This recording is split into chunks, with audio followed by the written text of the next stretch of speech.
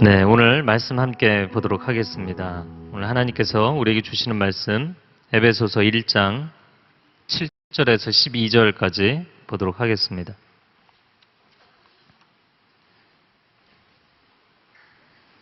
제가 한 절, 여러분이 한 절 읽겠습니다. 그리스도 안에서 우리는 하나님의 은혜의 풍성함을 따라 그분의 피로 구속 곧 죄사함을 얻었습니다. 하나님은 우리에게 모든 지혜와 총명을 넘치게 하셔서 그리스도 예수 안에서 미리 세우신 하나님이 기뻐하시는 뜻을 따라 하나님의 뜻의 비밀을 우리에게 알리셨습니다. 이는 때가 차면 그리스도 안에서 하늘에 있는 것들과 땅에 있는 것들을 모두 통일시키고자 하는 것입니다. 그리스도 안에서 그분이 원하시는 의도대로 모든 일을 행하시는 분의 계획에 따라 우리가 예정함을 입어 유업을 얻었는데, 이는 그리스도 안에서 먼저 소망을 가진 우리로 하여금 하나님의 영광을 찬미하게 하기 위한 것입니다. 아멘. 그리스도 안에서 구속받은 교회라는 제목으로 말씀을 나누겠는데요. 함께 오늘도 기도하고 시작했으면 좋겠습니다. 북쪽과 남쪽의 관계, 북한과 그리고 남한의 관계, 하나님 형제가 서로 원한지간으로 서로를 대립해 있습니다. 하나님 이 땅 가운데 평화를 허락하여 주시고, 저 북녘 땅 가운데 사람을 우상으로 섬기는 것이 아니라 하나님을 경외함이 회복되게 하여 주시고, 하나님 이 남쪽 땅 가운데 물질을 우상으로 숭배하지 아니하게 하시고 하나님을 경외함이 회복되게 하여 주옵소서. 특별히 이 땅의 청년들 가운데 바로 우리 세대죠. 경쟁과 성공과 물질이 인생의 비전이 아니라 나눔과 섬김과 사랑이 우리 인생의 비전이 되게 해주십시오. 세상 사람들과 똑같은 학교를 다니고 똑같은 직장을 다니지만 그러나 우리의 내면이 다른 사람들이 되게 해주시고 하나님 기뻐하시는 세대가 되게 해주십시오. 우리 세대가 일어나서 이 땅을 살릴 뿐만 아니라 남과 북을 살리는 하나님의 사람들 되게 해주십시오. 우리 함께 통성으로 기도하겠습니다. 사랑하는 주님, 주님의 은혜를 구합니다. 이 땅 가운데 하나님 기뻐하시는 세대가 일어나기를 원합니다. 새로운 세대가 일어나게 하여 주시옵소서. 거룩한 세대가 일어나게 하여 주옵소서. 세상 사람들이 가는 똑같은 길을 가지 않게 하여 주시고, 하나님의 거룩과 순결을 중심 가운데 품고 있는 그것을 세상 가운데 증거하는 하나님의 증인이 되는, 예수 그리스도의 복음의 증인이 되는 거룩한 젊은 세대가 일어나게 하여 주옵소서. 하나님 이 세대가 한국 사회를 살리게 하여 주시고 한민족을 살리게 하여 주시고 남과 북을 살리게 하여 주시고 통일이 될 수 있는 영적 준비를 가다듬는 사람들이 되게 하여 주시옵소서. 이 땅 가운데 드리워있는 전쟁의 위협을 주께서 하시오니 이 땅을 지켜주시고 평화를 허락하여 주시옵소서. 북녘 땅은 사람을 우상으로 숭배하지 아니하고 하나님을 경외하는 땅이 되게 하여 주옵소서. 하나님 이 대한민국은 젊은이로부터 하나님 어린아이와 노인들 성인에 이르기까지 하나님 물질 숭배를 멈추게 하여 주시고 하나님을 경외함이 회복되게 하여 주시옵소서.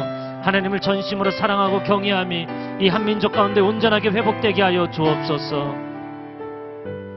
아멘. 하나님, 문제와 잘못을 지적하기 이전에 우리 자신이 우리를 먼저 바라보기를 원하고 하나님 앞에 겸허히 회개하기를 원합니다. 하나님 이 땅 가운데 회복이 있게 하여 주시고 새로워짐이 있게 하여 주시옵소서. 하나님께서 원래 우리에게 계획하신 그 아름다운 계획이 다시 살아나는 역사가 이 민족 가운데 있게 하여 주옵소서. 열방의 축복의 통로로, 복음의 통로로, 사랑의 통로로 쓰임받게 하여 주옵소서. 예수 그리스도의 이름으로 기도합니다. 아멘.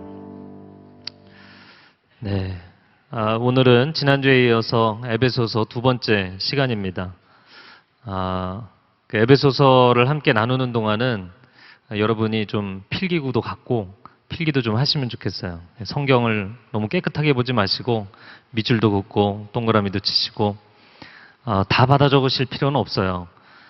그러나 여러분이 중요하게 내가 이것은 기억해야 되겠다, 깨달았다 생각되는 것들이 있다면 기록을 해두셔도 좋겠습니다. 따로 노트에 기록하시는 것도 좋겠지만 여러분 성경에 기록하시면 더 좋겠다 생각이 됩니다. 지난주에는 에베소서 1장 발신인과 수신인 인사말 이후에 3절부터 6절까지 보았습니다. 3절부터 6절까지 가장 핵심적인 표현이 있다면 하나님의 선택입니다. 저를 한번 따라해 보세요. 하나님의 선택. 네, 오늘 6절부터 12절까지를 보는데 오늘 부분에서 가장 중요한 표현이 있다면 그리스도의 구속입니다. 한번 따라해 보시겠어요? 그리스도의 구속. 지난주에 하나님의 선택 부분에서 본 것은 하나님께서 우리를 선택하실 때 창세전에 선택하셨다. 예정의 교리이죠. 18세기의 세계적인 부흥사였던 조지 윌필드도 홀리클럽 멤버였지만 그가 경건 생활을 하는 것으로 그 영혼을 구원할 수 없다는 것을 너무나 고통스러워했던 사람입니다. 그런데 그가 깊은 회심 체험을 하면서 하나님이 자신을 창세전에 예정하셨다. 이것은 굉장히 큰 은혜를 받게 되죠. 여러분, 우리가 구원받고 하나님의 자녀가 된 것은 우리의 행위로 말미암은 것이 아니라 하나님의 은혜로 말미암은 것인 줄로 믿습니다. 아멘.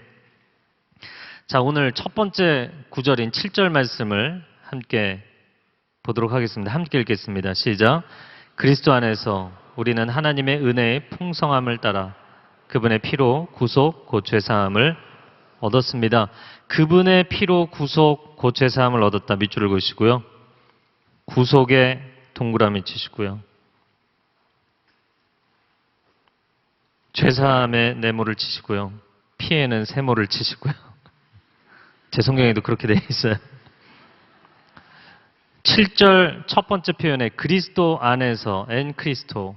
오늘 본문의 7절부터 12절까지 8절 딱 한 구절만 빼면 엔 크리스토, 엔 크리스토, 엔 크리스토. 그리스도 안에서가 계속해서 나옵니다. 그리스도 안에서 우리는 구속을 받았고 죄사함을 얻었다. 내 힘이나 공로나 업적으로 따낸 것이 아니라 은혜로 얻은 것입니다. 그래서 이 자녀됨의 사건은 득의 내지는 칭의라고 부르는 것이죠. 득의는 의를 얻었다는 거예요. 원래 내게 없던 것을 얻은 것입니다. 칭의는 의인이라 불러주셨다라는 것이에요. 내가 의인이 아니고 죄인인데 의인이라고 불러주신다는 거예요. 때로는 감당이 안 되지만 이것이 은혜인 것이죠. 그래서 이 하나님의 구원의 은총에 대해서 A.W. 토저라는 사람은 이런 말을 했습니다. 우리가 하나님의 은총을 기꺼이 받아들이는 것은 행동이라기보다는 반응이다. 우리의 액션이 아니라 하나님의 액션에 대한 리스판스, 반응으로서의 리액션이다. 이렇게 표현했죠. 그러면 오늘 본문에서 이야기하는 이 구속이 무엇인가? 구속의 신약과 구약의 시대적인 개념을 이해할 필요가 있습니다. 신약의 헬라적인 문화적 배경을 바탕으로 한 개념으로는 노예의 몸값을 대신 지불하고 자유케 해주는 것이에요. 노예가 그 몸값을 자기가 지불할 능력이 없는데 누군가가 만약에 그 몸값을 대신 지불해주면 자유인이 되는 거예요. 그러니까 노예에게는 이거는 뭐 대단한 사건이죠. 일생일대의 사건입니다. 구약의 히브리적 개념으로는 어떤 집안이 가난해져서 조상 대대로 물려받은 기업이 있는데 그 기업을 유업으로 받은 것을 돈이 없어서 팔아넘겼어요. 근데 자기가 그 기업을 다시 회복할 능력이 없는데 자신의 친척 가운데 그 잃어버린 기업을 대신 빚을 물어주고 되찾아오는 것, 이것이 구속입니다. 그래서 노예된 사람은 누가 나를 자유케 해줄까? 기업을 잃은 사람은 누가 내 기업을 물을 자가 될까? 그것이 유일한 희망인 것이죠. 그런데 하나님의 아들이 우리를 구속하시겠다고 이 땅에 오셨다는 것입니다. 할렐루야. 이것이 우리에게 놀라운 희망의 사건인 것입니다. 죄에 종된 우리를 우리가 스스로 자유케 할 수 없는데 그분이 자유케 해주신 것이고, 자녀됨의 기업을 다 빼앗기고 영적인 빈곤에 허덕이는 우리를 하나님의 자녀됨의 권세를 회복하신 사건, 예수 그리스도의 대속, 구속의 사건인 줄로 믿습니다. 그래서 이 구속을 묵상해 보면 하나님의 선택에 대한 그분의 책임이에요. 하나님이 내가 너를 선택했다라고 말만 하시는 것이 아니라 실제로 그 선택에 대해서 하나님이 책임지신 행동, 책임지신 사건, 그것이 구속의 십자가인 것이죠. 사람들은 난 널 선택했다. 내가 널 찜했다. 라고 말하고 나서 좀 시간이 지났는데 아니었나 봐. 내가 잘못 들었나 봐. 난 널 책임질 수 없어. 이런 불량한 대답을 하는 친구들이 있어요. 그죠? 아주 안 좋은 것입니다. 내가 널 낳았다. 나를 낳은 부모조차도 나를 다 책임지지 못합니다. 내가 너를 사랑한다. 사랑한다고 이야기하는 사람조차도 나를 다 책임지지 못합니다. 그런데 누가 어떤 인생이 자기의 인생을 책임질 수 있다고 이야기하겠어요? 그러나 나를 지으시고 나를 사랑하시는 하나님께서는 나를 향한 그분의 선택에 책임을 지시는 하나님이신 줄로 믿습니다. 그것이 감사한 것이에요. 그래서 이 하나님의 선택과 지난주 본문은 하나님의 선택이고요. 오늘 본문은 그리스도의 구속이고요. 다음 주에 볼 본문은 성령의 인치심이에요. 그런데 하나님의 선택과 그리스도의 구속을 어떻게 비유하면 여러분이 잘 이해할까? 여러분이 이해하기 쉽게 설명을 한다면 선택이 연애라면 구속은 결혼이에요. 제가 늘 이야기하는 거지만 아주 안 좋은 케이스. 연애 실컷 하고 사랑의 세레나데만 잔뜩 부르다가 결혼할 생각이 없는 나쁜 것들. 아주 안 좋은 케이스잖아요. 하나님은 그렇게 무책임한 분이 아니라는 것이 감사한 것이죠. 창조주 하나님은 무책임하게 인간을 한번 만들어 보고 망가지면 그냥 버려버리는 분이 아니라는 거예요. 나와 당신은 하나님이 그냥 잠시 갖고 놀 장난감이나 인형으로 만드신 게 아니라는 것입니다. 아이들이 요즘은 장난감이 많으니까요. 좀 망가지면 버려버려요. 신경도 안 써요. 어디 흘렸는지 기억조차 못해요. 하나님 내 인생에 대해서 하나님이 그렇게 대하시는 게 아닙니까? 수많은 사람들이 이런 오해를 갖고 있어요. 그렇게 생각하지는 않아도 그렇게 느끼는 불편한 감정을 가지고 살아가는 사람들이 있어요. 근데 성경은 그렇지 않다고 이야기하는 것입니다.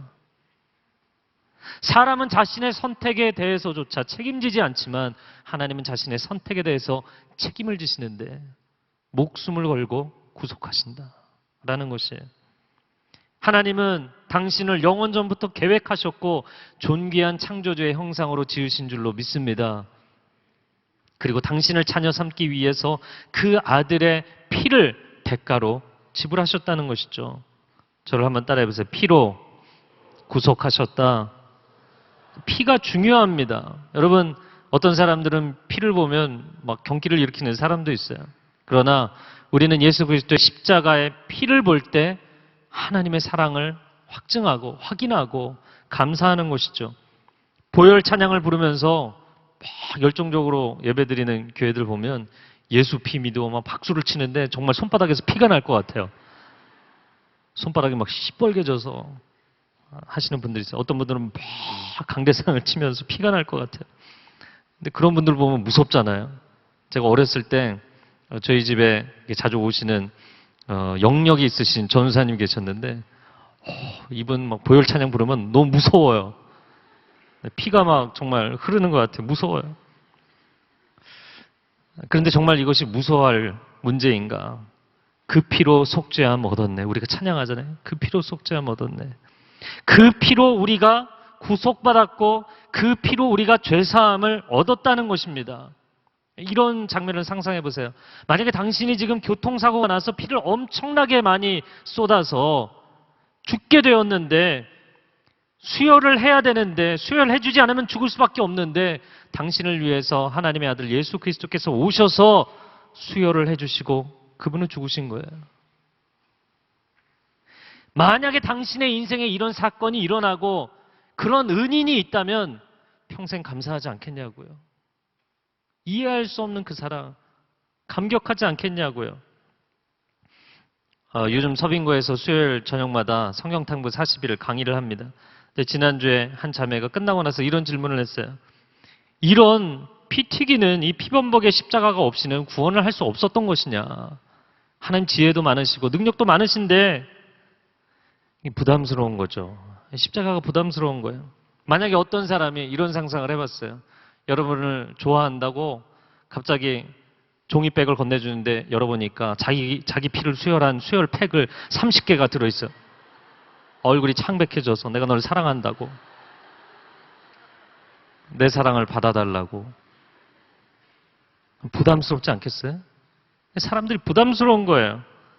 그러나 사람들이 간과하고 있는 것은 지금 내가 그 예수 그리스도의 피를 받아들이지 않으면 나는 죽을 수밖에 없는 존재라는 것에 대해서 모르고 있다는 거예요. 실제로 20세기 초에 세계 최고의 흉부외과 의사였던 닥터 노만 베순, 많이 들어보셨죠? 이 노만 베순은 중일 전쟁에 뛰어들어서 중국 사람들을, 환자들을 많이 치료해 주었던 인도주의적인 활동을 했던 의사입니다. 그런데 전쟁터에서 피가 모자라니까 자신과 혈액형이 같은 환자들이 나오면 자기 피를 수혈해서 사람들을 살려내게 이르렀어요. 중국 사람들이 자기 피를 헌혈한다는 것이 익숙하지가 않았거든요. 그러니까 노만 베순이 자기의 피를 다 쏟아내면서 사람들을 살려낸 거예요. 많은 사람들이 그 모습에 감동을 해서 중국인들이 헌혈을 하기 시작했다. 그런 역사적인 기록들이 있습니다. 제가 질문을 했던 그 자매에게 왜 십자가가 있어야 되는가? 저를 한번 따라해보세요. 죄의 삭은 사망이다. 로마서 6장 23절에 하는 말씀이죠. 죄의 삭은 사망입니다. 죄라는 건 대가를 요구하게 돼 있는데 그 대가는 생명이라는 거예요. 그냥 뭐 죄 한 번 이건 그냥 재미삼아. 아니요. 죄는 목숨을 대가로 요구하게 돼 있어요. 마치 마약 한 봉지 줄 때는 공짜로 주고 굉장히 스윗한 것 같지만, 유혹이 달콤한 것 같지만 걸려들면 목숨을 담보로 하는 것입니다. 죄란 그런 무서운 것이죠. 그런데 레위기 17장 11절 말씀에 뭐라고 말씀하냐면, 같이 읽어보겠습니다. 시작. 육체의 생명은 피에 있습니다. 너희의 생명을 위하여 속죄하게 하였나니 생명이 피에 있으므로 피가 죄를 속하느니라. 생명이 피에 있으므로 피가 죄를 속하느니라. 하나님께서 특별히 취향이 독특하시거나 잔인하신 분이기 때문이 아니라 피 안에 생명이 있어요. 피를 쏟으면 사람이 죽는 것이에요. 생명을 잃는 것입니다. 죄는 생명을 대가로 요구하고 내가 생명을 건져내기 위해서 생명을 대가로 지불한다. 하나님께서 그 결정을 하신 거예요. 그리고 당신의 아들의 생명을 우리에게 값으로 지불하시고 우리를 살려내신 것이죠. 한 분 예수 그리스도께서 대리적인 죽음이자 대표적인 죽음인 십자가의 피 흘림으로 나를 살려내시고 당신을 살려내신 거예요. 그분은 그 피를 다 쏟으시고 죽으신 것입니다. 그런데 오늘날 인본주의 사상에서는 죄의 물타기를 합니다. 인간이 다 소중하고 아름다운데 왜 인간을 죄인이라고 하냐? 왜 인간을 정죄하냐? 인간을 심판하다니 하나님이 도대체 그런 분이냐? 그러나 그들에게는 치료약도 없어요. 자기 피를 뽑아줄 수도 없어요. 뽑아준다고 할 사람도 없겠지만 그 피는 더러운 피이기 때문에 그 피는 쓸 수도 없어요. 그런데 인본주의 사상에서는 죄의 물타기를 하고 은혜의 물타기를 합니다. 아닙니다. 철로역정의 저자 존 보녀는 죄에 대해서 이런 이야기를 했습니다.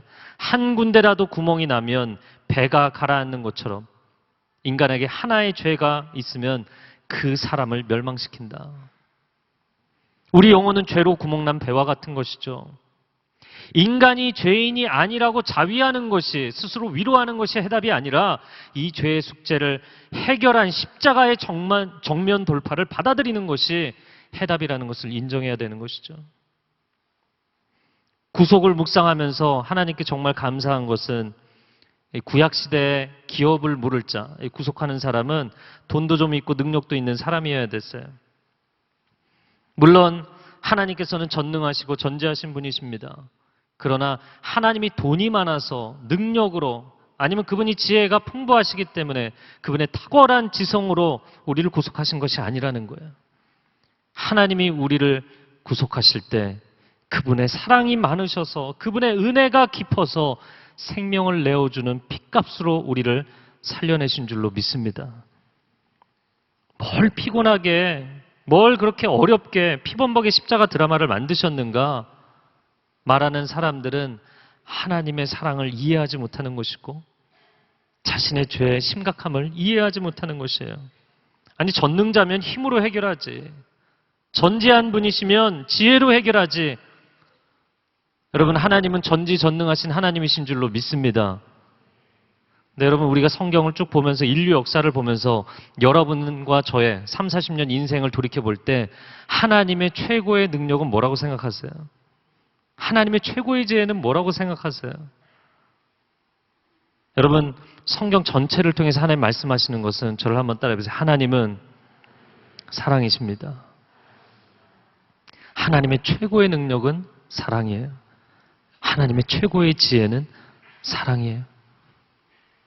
그 하나님의 최고의 능력과 최고의 지혜인 사랑으로 우리를 구속하신 거예요. 사람이 아무리 능력이 많아도 구약의 성경에도 보면 룻기를 보면 보아스가 룻의 집안에 기업을 물어주잖아요. 모든 걸 다 잃어버렸어요. 그 기업을 회복시켜주는데 원래는 보아스보다 더 가까운 친척이 있었어요. 그 친척이 물으는 것입니다. 그냥 돈이 있다고 능력이 있다고 건져주는 거 아니에요. 목숨을 걸 만큼 사랑하기 때문에 건져주는 것이에요. 그 인생을 책임질 각오를 하기 때문에 건져주는 것이에요. 하나님이 능력이 많기 때문에, 하나님이 지혜가 깊기 때문에 우리를 건지신 것이 아니라 그분의 사랑을 우리가 이해할 수 없을 만큼 그 사랑이 놀랍기 때문에 우리를 구속하신 줄로 믿습니다. 저를 한번 따라해보세요. 사랑이 해답입니다. 21세기 물질 문명이 되었지만 여러분의 인생의 마지막 해답은 사랑입니다. 마지막 해답은 사랑이라는 것을 깨달으셔야 돼요. 그 사랑을 보여주신 것이 바로 십자가입니다. 고린도전서 1장 18절 말씀을 함께 읽어주시겠어요? 시작.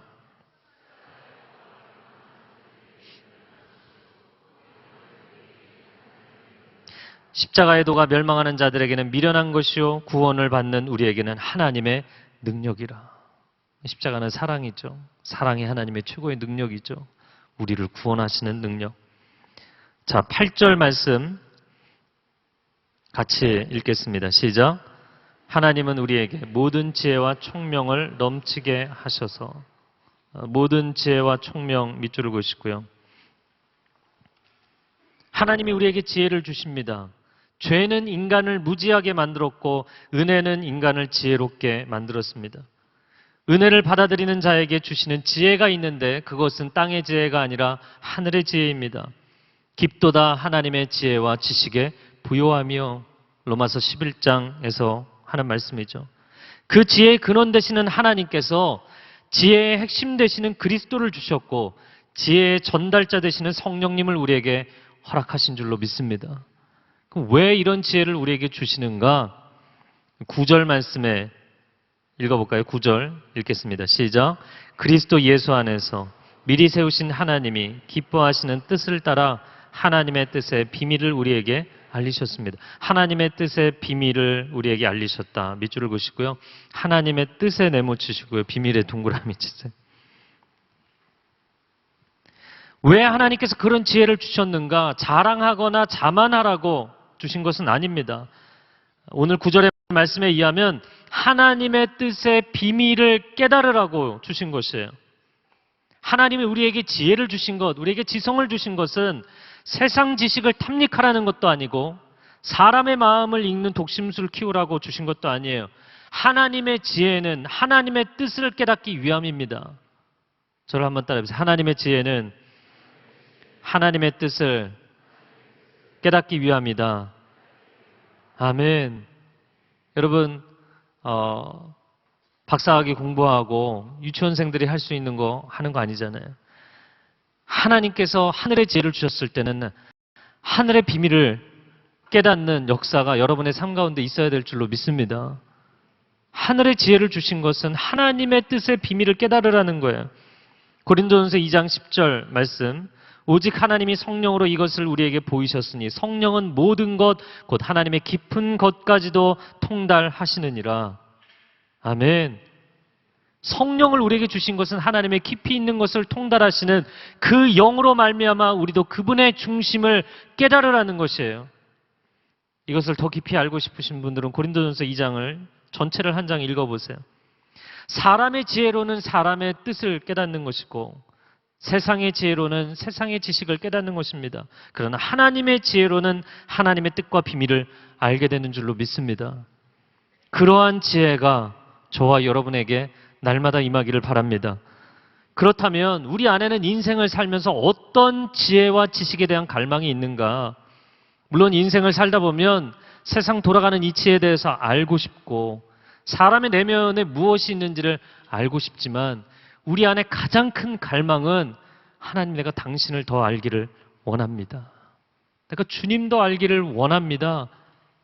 우리의 영혼 안에 하나님의 자녀됨의 자극이 일어나기 시작하면서부터 우리 안에 생기는 이 갈망이 있는데 이것은 내가 아버지를 더 알고 싶습니다. 주님 더 알기를 원합니다. 이러한 갈망이죠.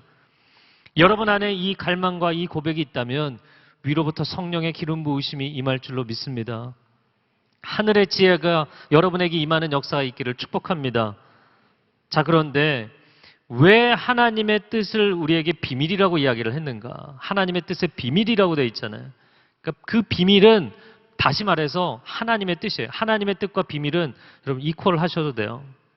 똑같다 이렇게 표시하셔도 돼요. 하나님의 뜻이 왜 비밀이 됐냐면 감추어져 있기 때문이죠. 왜 감추어졌는가? 하나님이 감추셨는가? 하나님이 일부러 사람들이 알지 못하도록 막으셨는가? 아닙니다. 이유는 인간이 더 이상 하나님을 신뢰하지 않고 사랑하지 않기 때문이에요. 그래서 하나님의 뜻이 비밀이 된 것이에요. 부모는 자식을 사랑하기 때문에 자식을 향해서 부모의 마음의 그 사랑과 애정에는 비밀이 없어요. 없는 법입니다. 그러나 자식이 그 부모의 사랑과 희생을 모르기 때문에 비밀이 되는 것이에요. 부모의 인생을 이해하지 못하죠.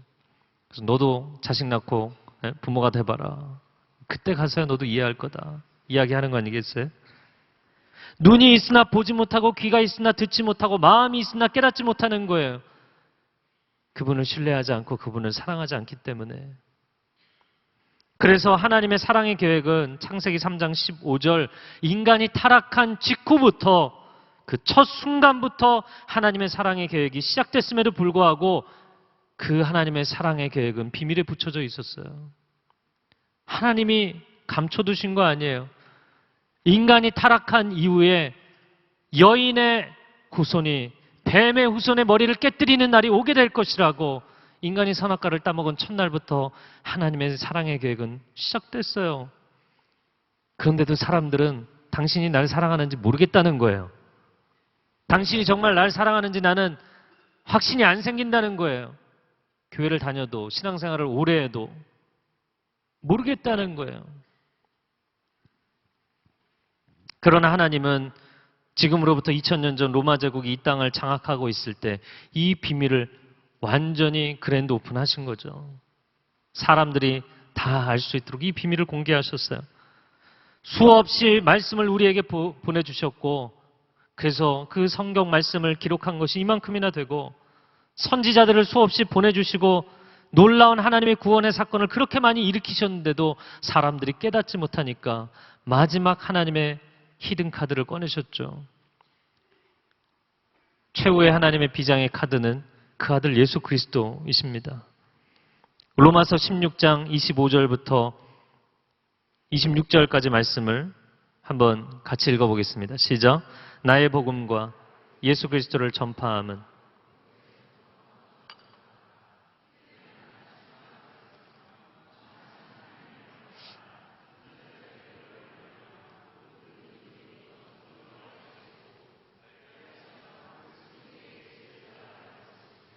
네.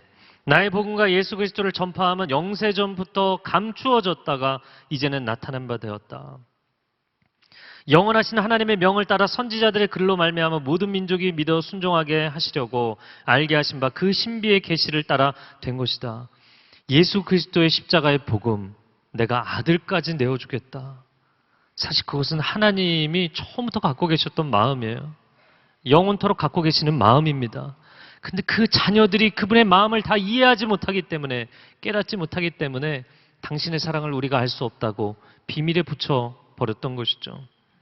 그것이 보물인지 알지 못하고 벽장 안에, 다락 안에 묻어두고 오랜 세월 동안 사람들이 잊고 살았던 것이죠. 그렇기 때문에 이 계시의 비밀을 알게 된 저와 여러분은 놀라운 축복을 받은 사람들입니다. 아, 하나님이 아들을 주시기까지 나를 사랑하시는구나. 우리는 이 보물지도를 발견한 사람들이죠. 이 놀라운 구원의 비밀, 영생의 비밀을 깨달은 사람들입니다. 할렐루야. 하나님께 감사의 박수를 드려야 될 것 같아요. 우리 하나님께 영광의 박수 올려드리겠습니다. 할렐루야. 우리는 예수 그리스도를 선물로 받고 나서도 뭔가가 더 목마른 것처럼 하나님 더 주세요, 더 주세요. More love, more power. 더 사랑을 주십시오, 더 능력을 주십시오 이야기하지만 로마서 8장이 이야기하잖아요. 아들을 주었기 때문에 더 이상 줄 게 없다. 다 준 것이다. 사실은 이 비밀의 계시는 계시의 최종판이에요. 완결판입니다. 하나님이 우리에게 보이실 수 있는 그분의 계시의 마지막이에요. 오래전부터 선지자들이 이 날을 보기를 원하였다라고 이야기합니다. 우리는 그 시대를 살고 있는 것이죠. 자, 그래서 그것을 10절 말씀에 이렇게 표현합니다. 10절을 같이 읽겠습니다. 시작. 이는 때가 차면 그리스도 안에서 하늘에 있는 것들과 땅에 있는 것들을 모두 통일시키고자 하는 것입니다. 때가 차면 밑줄을 그으시고요. 그리스도 안에서 밑줄을 그으시고요. 그냥 10절은 다 밑줄을 그으세요. 하늘에 있는 것들과 땅에 있는 것들을 모두 통일시키고자 한다. 통일의 동그라미 치시고요. 때가 차면 하나님께는 하나님의 때가 있는 줄로 믿습니다. 하나님께는 하나님의 시간표가 있는 줄로 믿습니다. 예수 그리스도께서 언제 오셨냐면 오늘 본문의 표현에 하나님의 충만한 때가 딱 차고 나니까 여러분 알람 시계를 만약에 여러분이 지금 오후 6시에 맞췄다 그러면 5시 59분 59초까지도 울리지 않아요. 정확하게 꽉 차고 나면 fullness 완전히 충만하게 6시가 차면 그때 울리는 것이죠. 하나님께는 하나님의 시간 계획표가 있는 것이에요. 예수 그리스도께서 언제 오셨는가? 정확한 하나님의 스케줄에 맞춰서 2000년 전에 이 땅에 오신 것이죠. 사람들은 목 빠지게 메시아를 기다리면서 왜 안 오는 것이냐, 하나님이 잊어버린 것이냐 이야기했지만 하나님은 가장 좋은 타이밍을 기다리고 계셨던 거예요. 로마의 법제와 도로망이 세계를 하나로 묶어주고 그리스의 헬라의 언어와 문화가 세계를 사상적으로 문화적으로 하나로 묶어주었을 때 그때 예수님이 오셨어요. 처음으로 세계가 정치적 문화적 통일을 이루었을 때 십자가의 복음이 단숨에 전 세계에 전파될 수 있는 가장 좋은 타이밍에 하나님의 아들이 이 땅에 오신 거예요. 놀라운 하나님의 타이밍이죠. 하나님의 사람들은 하나님의 때를 신뢰합니다. 하나님은 아무 일도 안 하고 계신 것이 아닙니다. 하나님은 하나님의 때 정확하게 일하고 계신 줄로 믿습니다. 그렇기 때문에 하나님의 때를 신뢰하는 사람들은 영혼의 숨고르기를 할 줄 아는 것이죠. 심호흡을 하고 기다리는 거예요. 무대에 올라가서 어떤 공연을 하는 사람이 오늘도 우리 콰이어하고 챔버에서 또 특별히 플룻 너무나 아름답게 연주해 주셨는데요. 만약에 무대에 올라가서 연주를 하는 사람이 아직 본 연주 시간도 안 됐고 리허설 타임도 안 됐는데 드레스 입고 계속 오르락내리락 하는 거예요. 굉장히 불안한 거죠. 자기 자신만 피곤한 거죠. 근데 우리가 인생을 살 때 그럴 때가 참 많아요. 제가 제 자신을 이렇게 돌이켜보면서 나는 그런 적이 없나. 지난 한 1, 2년 정도가 저에게도 좀 마음이 조급해졌던 기억이 있어요. 왜냐면 5년 전에 하나님께서 제가 새벽에 밴쿠버에서 새벽 예배 드리고 기도하는데 전혀 예고도 하지 않으신 어느 날 그냥 하늘에서 막 글자가 떨어지는 거예요. 하늘에서 눈송이가 떨어지듯이 글자가 떨어지면서 책을 쓰라고. 할렐루야. 저는 꿈인가 생신가 했어요. 그래서 제가 받아 적게 했어요. 정말 말 그대로 받아 적게 했어요. 책 제목, 목차 받아 적었어요. 그런데 3년이 지나도 4년이 지나도 책을 쓸 기미가 전혀 보이지 않더라고요. 그래서 마음이 조금은 조급해졌었어요. 그런데 하나님이 약속은 하시고 왜 그 일이 이루어지지 않는가? 제 마음 가운데 생각할 때 한 가지 깨달은 것은 하나님의 약속도 내가 최적으로 준비가 될 때까지 때를 기다리시는구나 라는 것을 알게 됐어요. 여러분, 성경의 인물들도 자신이 최적으로 준비가 되어 활동하기까지 아브라함이 25년을 기다렸습니다. 모세가 40년을 기다렸습니다. 다윗이 10년을 기다렸어요. 기다림의 시간입니다. 연수까지 얘기하니까 여러분 별로 달가워하지 않는 표정이지만 기다렸어요. 심지어 하나님의 아들인 예수님조차도 30년을 기다리셨어요. 그리고 단 3년을 사역하셨어요. 여러분, 우리가 걱정하지 말아야 될 것은 등불을 준비하는 그 열처녀, 5명은 등불을 기름을 준비하고 5명은 준비하지 않았잖아요. 기름을 준비하지 않은 5 처녀처럼 도대체 하나님은 언제 오시는 거냐? 내 인생의 때는 언제 오는 거냐? 내 인생의 최고의 피크가 되는 시즌은 도대체 언제 오는 겁니까? 그것만 하고 좋은 사람들, 기름 준비하지 않고 그런 사람이 되어서는 안 될 것입니다. 다음 시즌이 안 온다고 기다릴 것이 아니라 지금 이 시즌을 가장 빛나게 사는 청년들이 되기를 축복합니다. 그러면 준비하는 시즌도 그리고 내 인생의 무대에 서는 시즌도 최고의 시즌이 될 것입니다. 때가 차서 하나님의 비밀이 드러났어요. 그러면 그 비밀이 무엇이냐? 엔 크리스토. 다시 한번 그리스도 안에서 천하 만물이 통일되는 것이다. 에베소서 2장에서는 그리스도 안에서 유대인과 이방인이 하나가 된다고 말했습니다. 그리스도 안에서 죄로 말미암아 분리되었던 모든 관계가 회복되는 것이죠. 죄로 인해서 갈라졌던 하나님과 나와의 관계가 회복되고, 죄로 인해서 갈라졌던 나와 너의 관계가 회복이 되고, 죄로 인해서 갈라졌던 인간과 자연세계의 관계가 회복되는 것입니다. 이것이야말로 사도 바울이 보았던 종말론적인 환상입니다. 그는 지금 로마 감옥에 갇혀서 그냥 로마 감옥 정도가 아니라 로마 제국을 넘어서는, 아니 이 땅을 넘어서는 온 우주적인 하나님 나라의 비전을 보고 있는 것이에요. 이 사람은 감옥에 있지만 감옥에 있는 게 아니에요. 천상의 비전을 보고 있어요. 저와 여러분이 이렇게 영적으로 충만한 사람들이 되기를 축복합니다. 통일이라는 말이 나오는데 이 통일이라는 말이 우리 민족에게 얼마나 중요한 단어입니까? 그러나 통일이 과연 우리에게 소원인가 아니면 부담인가? 우리의 소원은 통일이라는 노래를 더 이상 사람들이 부르지 않는 것 같아요. 우리에게 너무나 통일은 많은 부담감이 되었다고 생각이 됩니다. 우리 마음 가운데 과연 통일을 소원하는 것인지 두려워하고 있는 것인지, 우리가 통일에 대한 사회 경제적인 준비 그리고 무엇보다도 영적인 준비를 하지 않으면 통일은 엄청난 고통이 될 수 있다는 것을 한반도에 살고 있는 사람들이라면 다 알고 있는 것이죠. 여러분, 사실 인간의 가장 큰 갈망은 오늘 본문에 통일이라고 되어 있는데 마찬가지 개념인데요. 연합입니다. 연합, 하나됨.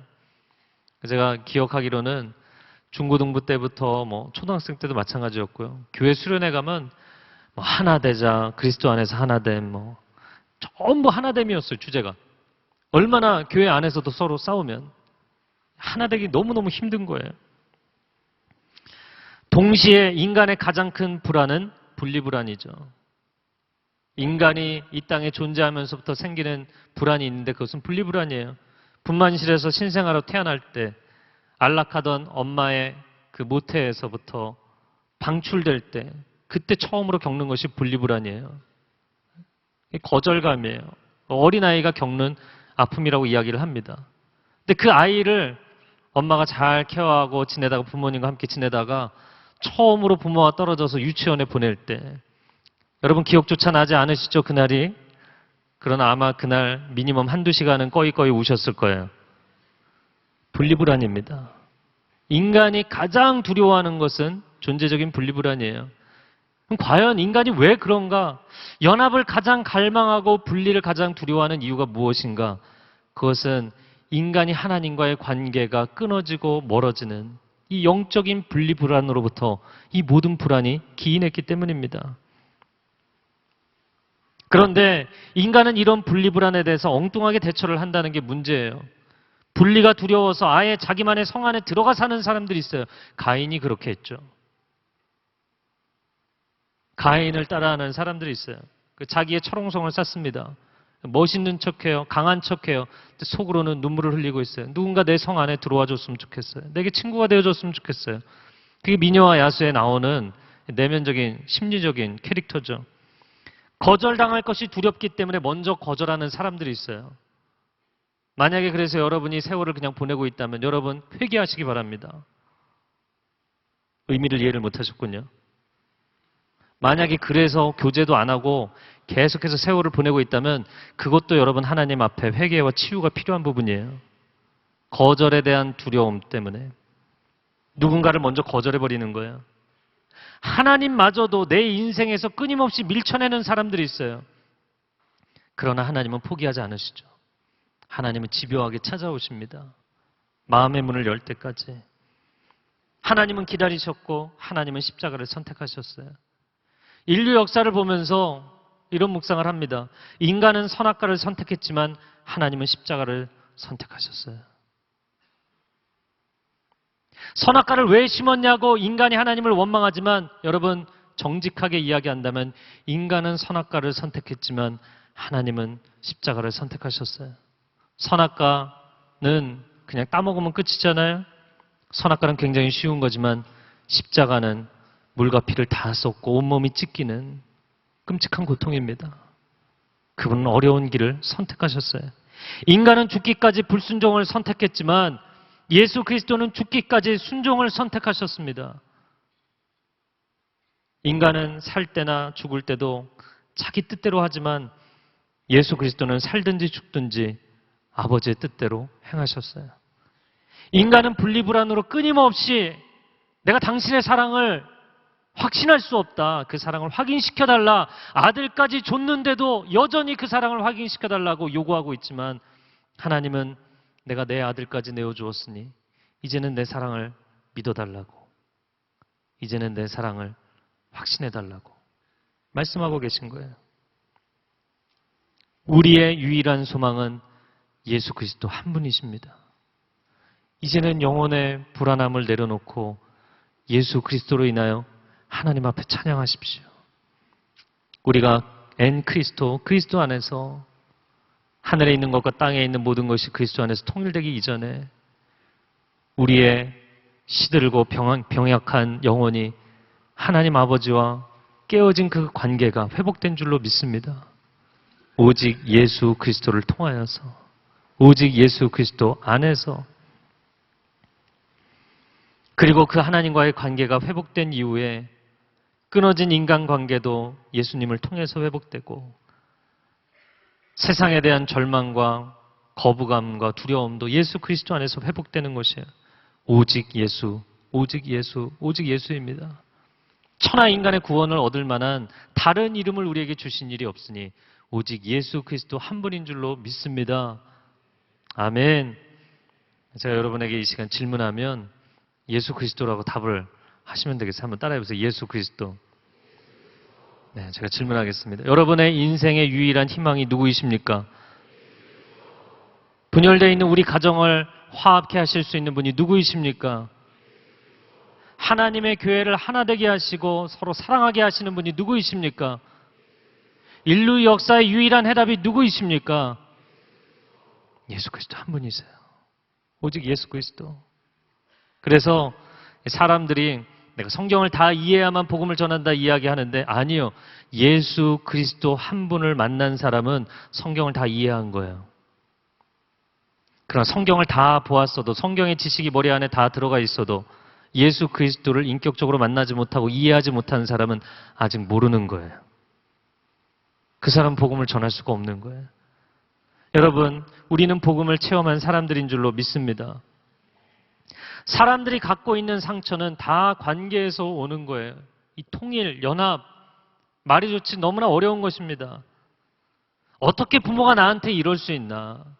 어떻게 형제가, 어떻게 내 자매가 나한테 이럴 수 있나? 어떻게 교회 다닌다는 사람들이 나에게 이럴 수 있나? 제가 자주 이야기하는 것이죠. 저를 한번 따라해보세요. 인간이기 때문에 그렇다. 네, 인간이기 때문에 그런 거예요. 어떻게가 아닙니다. 인간은 죄인이에요. 교회 다니는 사람들도 전부 환자입니다. 저를 포함해서 모두가 환자예요. 그래서 이런 것이죠. 병원 복도를 지나가면서 환자복 입고 머리 떡져갖고 지나가는 사람에게 도대체 왜 그러고 다니냐? 병원이니까, 환자니까, 치료 중이니까. 우리가 주일날 다 예쁘게 이렇게 멋있게 입고 오지만 우리 영혼의 의사 되신 예수 그리스도를 만나러 온 줄로 믿습니다. 멀쩡한 척 하지 마세요. 하나님 앞에 부르짖어야 될 땐 부르짖는 것이고 눈물을 쏟을 땐 눈물을 쏟는 것이에요. 인간은 죄인이고 인간은 영적인 환자입니다. 사람에 대한 이해가 우리에게 필요하죠. 어제 저녁에 가족을 기다렸다가 같이 가정 예배를 드렸어요.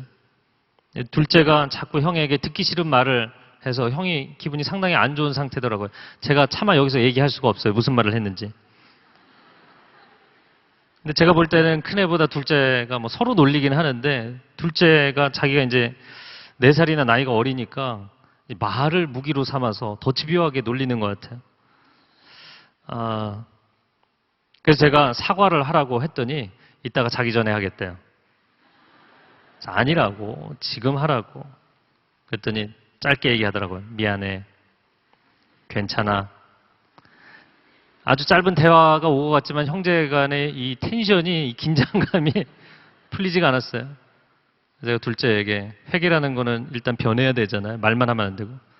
다시는 안 하겠다고 형한테 얘기해줘라. 형 다시는 그렇게 안 부를게. 그랬더니 그때 저희 큰아들 지성이가 대답하는 말이 아주 명언이에요. 그래, 약속을 해줘서 고마운데 그 말이 지켜질지 모르겠다.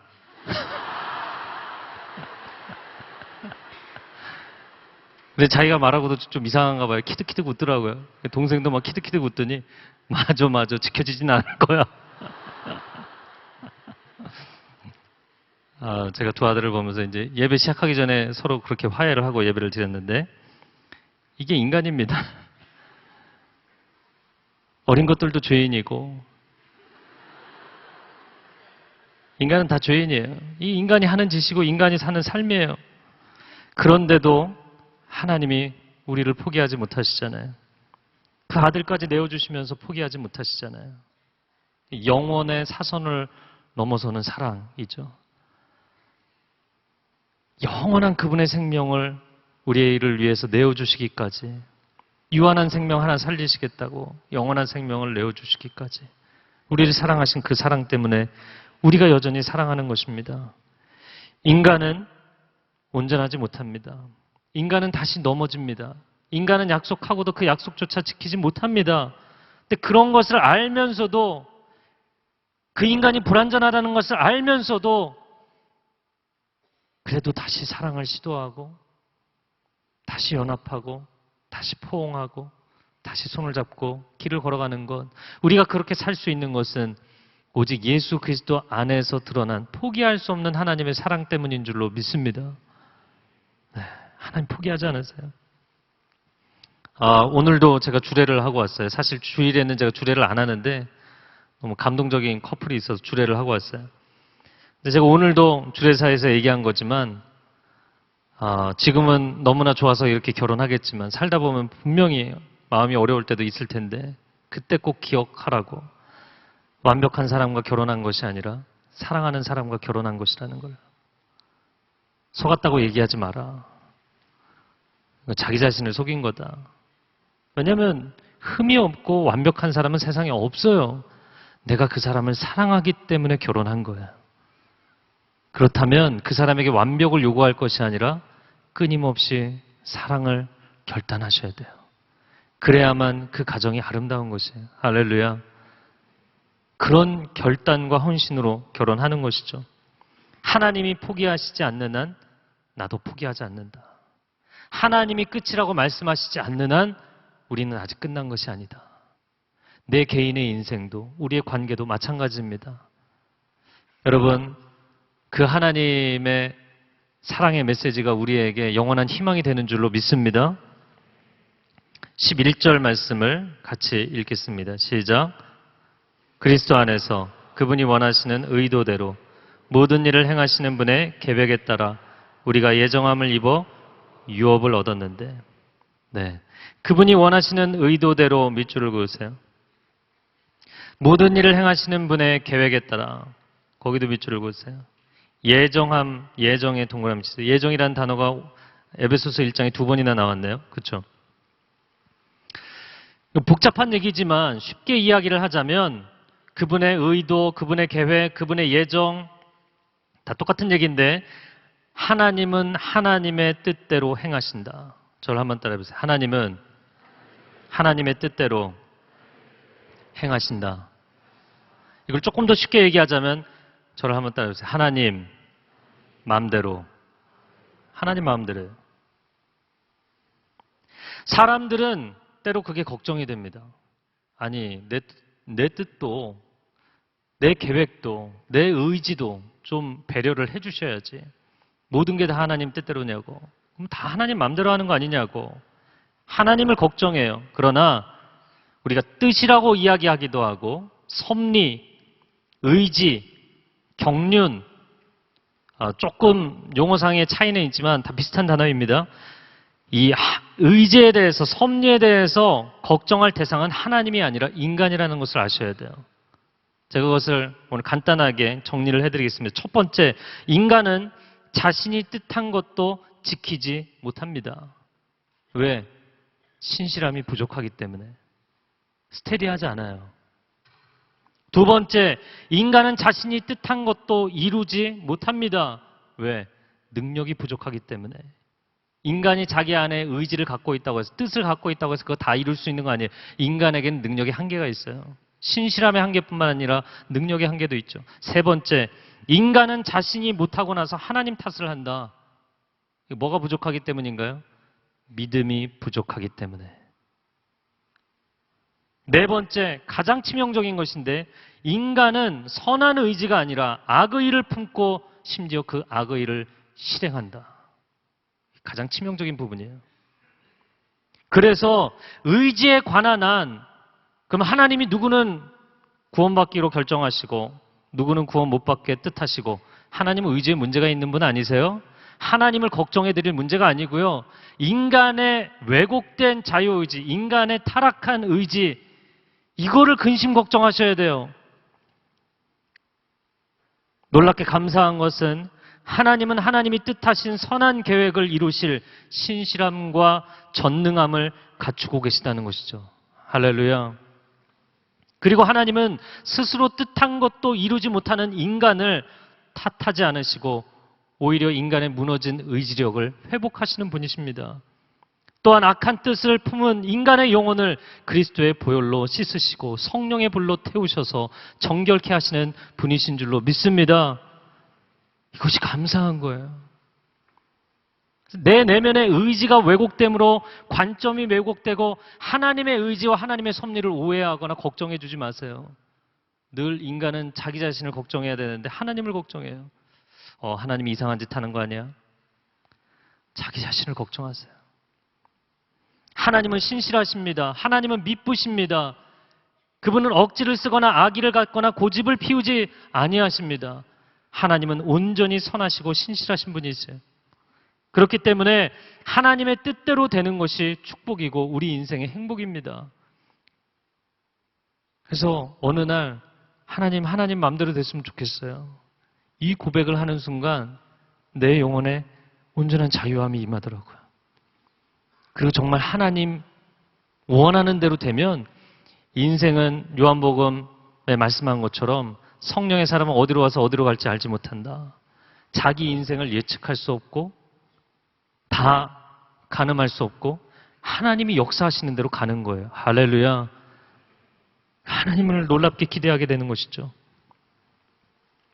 오히려 내 뜻대로 되면 나는 좋을지 모르겠지만 여러분, 내 뜻대로 내 인생이 됐을 때 그 결과가 어떻게 될 것 같으세요? 여러분이 원하는 만큼 물질을 얻고 여러분이 원하는 만큼 쾌락을 누리고 여러분이 원하는 만큼 명예를 얻으면 여러분의 인생이 어떻게 될 것 같으세요? 두렵지 않습니까? 내가 그 결과를 예측할 수도 없고 사실은 감당할 수도 없어요. 본질적으로 그럼 하나님의 뜻은 무엇이냐? 우리가 이미 계속해서 하나님의 뜻을 보고 있지만 하나님의 뜻은 당신을 구원하는 것이에요. 당신을 살려내는 것입니다. 그 외에 다른 하나님의 계획이나 뜻이 없어요. 걱정할 게 무엇입니까? 제가 인생을 살아오면서 한 30대부터 한 가지 제 마음 안에 경향이 생겼는데 그건 뭐냐면 전문가를 신뢰한다라는 거였어요. 내가 뭔가를 열심히 하다 보니까 그 분야에 어떤 사람이 전문가가 됐다 그러면 그럴 만한 믿을 만한 무엇인가가 있더라고요. 전문가를 신뢰하는 거예요. 가령 병원에 가면 의사를 저는 신뢰합니다.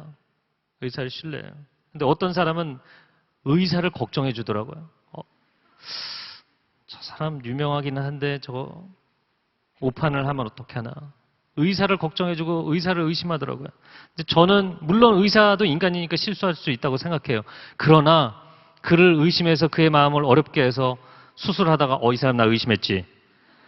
이런 생각 나게 하는 것보다는 신뢰하는 게 낫다고 생각해요. 제가 작년에 나눴지만 왼쪽 발가락이 이제 길어서 접지할 때 염증이 생겨서 왼쪽 발가락 그 중간 가락을 세 번째 가락을 잘라내고 밀어 넣는 수술을 했거든요. 의사가 굉장히 유명한 사람이에요. 그 분야에 있어서 발가락 족부 성형에 아주 탁월한 사람이에요. 이 사람은 만나서 몇 마디 하지도 않아요. 물어봐도 대답도 안 해요. 다음 환자 계속 다음 환자예요. 그래서 저는 그를 신뢰했어요.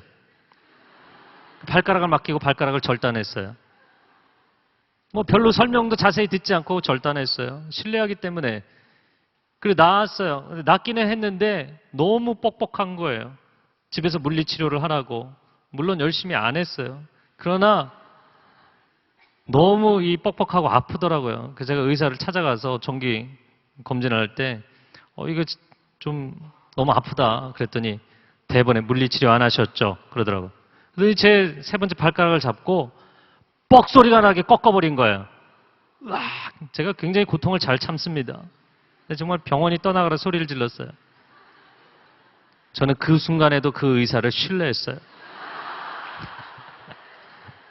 정말이에요. 신뢰했어요. 이 의사는 내게 선한 일을 하고 있다. 신뢰했어요.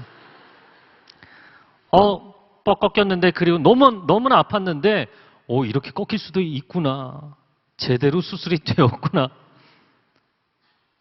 그리고 나서 물리치료 했어요. 그리고 제 발가락은 정상이 되었습니다. 여러분, 사람들이 구원에 관한 한 하나님이 전문가이십니다. 전문가 수준을 넘어서서 그분이 우리에게 구원을 베풀어 주시는 분이세요. 예수 그리스도 오직 한 길을 내놓으셨는데 길이 하나밖에 없는 건가요? 이런 거 질문하고 앉아 있어요. 마음이 너무 답답해요.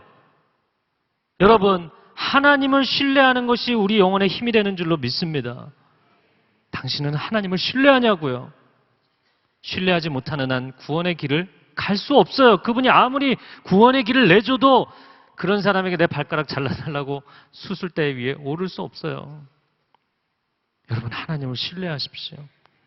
프란시스 첸 목사님의 지옥은 없다라는 책의 1장에서 이런 말을 합니다. 제가 여러분에게 하나님의 섭리, 하나님의 예정, 하나님의 뜻에 대해서 가장 오해하는 부분이 있기 때문에 잠시 이야기를 합니다.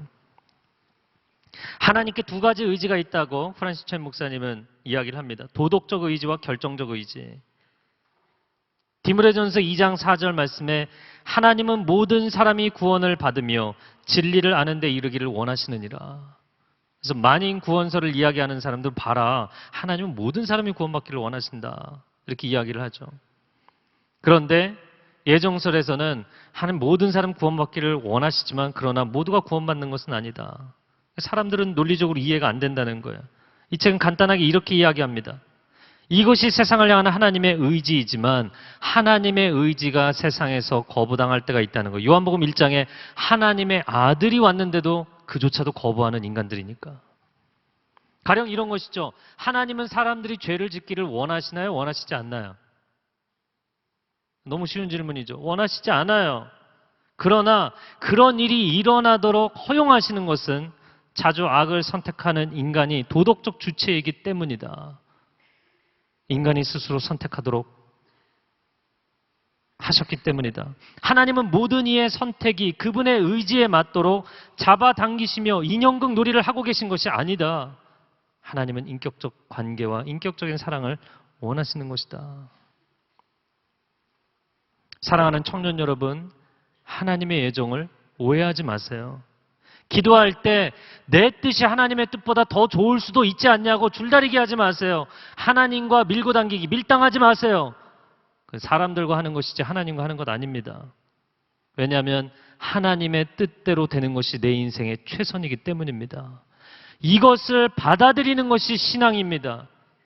이것을 받아들이는 것이 성령의 충만함이고 이것을 받아들여야만 하나님과 동행하는 것이에요. 마지막 12절 읽겠습니다. 시작. 이는 그리스도 안에서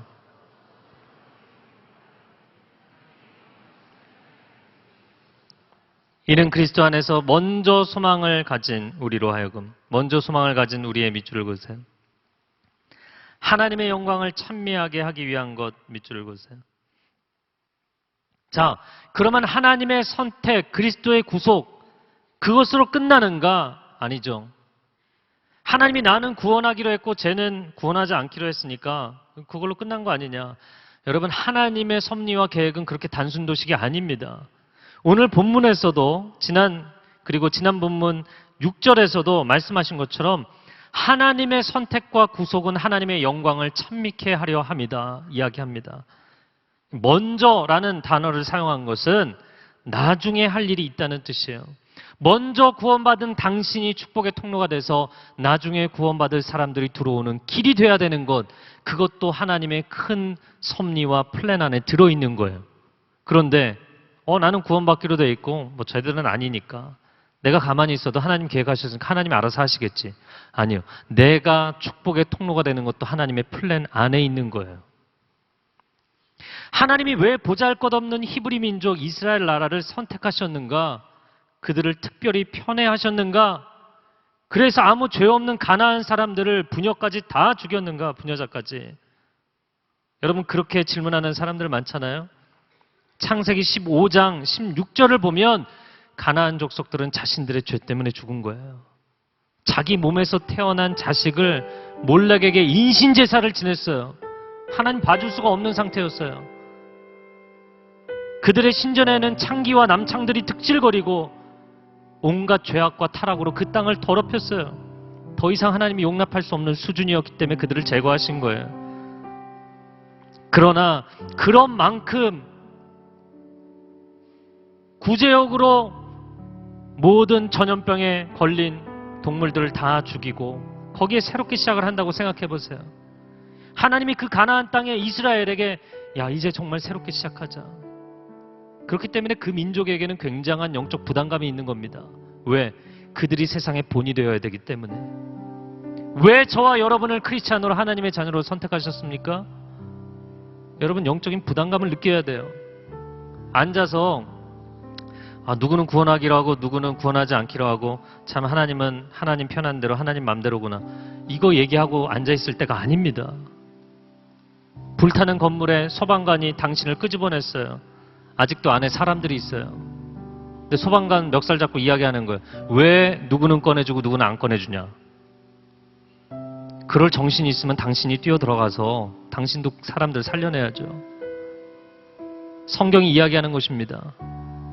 복음을 받았다면, 먼저 구원을 얻었다면 이제 당신이 구원의 통로가 되십시오.